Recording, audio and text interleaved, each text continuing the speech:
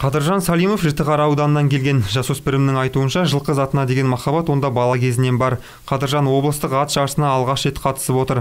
Қобалжу болғанына қарамастан, ол жақсы көрсеткішке қол жеткізді. Неміс лақап атты жануары аламан бәйгеден дес бермей, бірінші орынды қанжығасына байлады. Менің жылқымның аты Немо. Ол өте ақылды, тіл алғыш. Жарысқа қатысу үшін арнайы келдім. Бірінші орын алады деп үміттеніп едім. Ол менің үмітімді ақтады.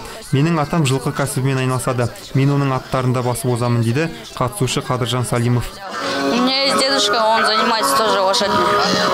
Вот, я его на лошадей объезжаю тоже. Ал басқа жарыс Құнан бәйгеде Қостанай облысының 12 шабандозы сайысқа түсті. Барлығы бір мақсат жеңіске жету үшін келген. Алғашқы болып Белизна есімді жануары бар Қарабалық ауданының тұрғыны келді. Жеңіске жеткен үшін Қостанай ауданының әкімінің қолынан Белизнаның шабандозы 150 мың теңге көлеміндегі ақшалай сыйлықталды. Ол 2 жаста 3-ші рет қатысып отыр. Біріншісін жеңді, екіншісінде 5-ші болып келді. Бұл жолы да жеңіске жетті. Ал менің бұл алғашқы жеңісім. Қарабалықтанмын. Айналысып жүргеніме 2 жыл болды, дейді қатысушы Тимур Турсынбаев. В этот раз вот выиграл. Это первая моя победа. Я из Карабалка.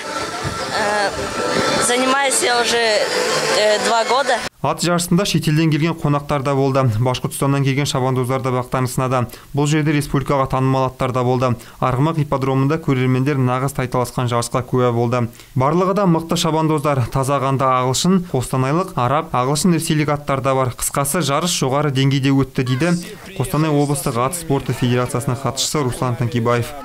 Английской чистокровной породы, костанайской породы, англо-арабской породы, англо-российской породы.